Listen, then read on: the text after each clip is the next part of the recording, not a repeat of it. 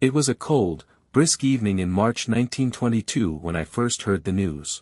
Living in a small village in Bavaria, rumors traveled faster than the snowflakes that danced on the winter wind.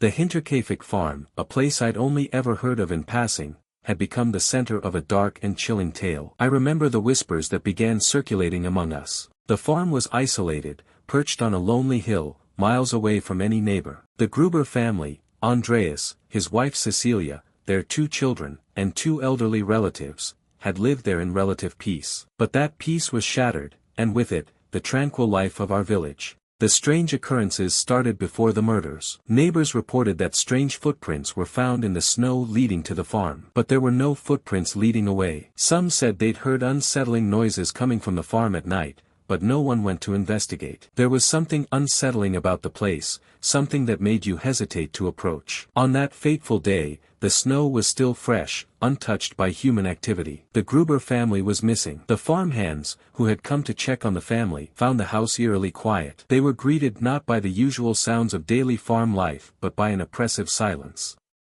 The door to the farmhouse was open. They stepped inside, calling out, but no one answered. It was then that the horror began to reveal itself.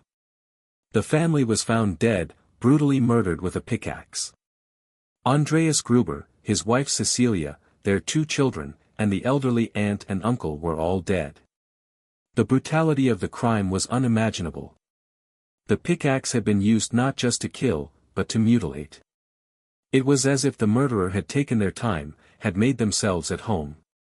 The police found disturbing evidence that suggested the killer had stayed in the house for some time after the murders. They found food left uneaten on the table and signs that someone had lived in the attic. The discovery that someone had been living there, unseen, for days was the stuff of nightmares. We all gathered to discuss the events, and theories began to swirl. Some said it was an outsider, someone who knew the family's routines and took advantage of their isolation. Others whispered about local suspects, people who had strange alibis or connections to the farm.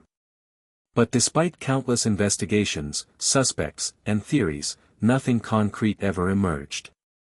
The case went cold, leaving behind only fear and unanswered questions. The Hinterkaifeck farm became a symbol of unresolved horror. Every time the wind howled through the village, or the snow fell in thick layers, it seemed to carry with it the echoes of that dreadful night. The story of the Hinterkaifeck murders is one that haunts the corners of our minds, a reminder that sometimes, the darkest shadows lie in the places we least expect.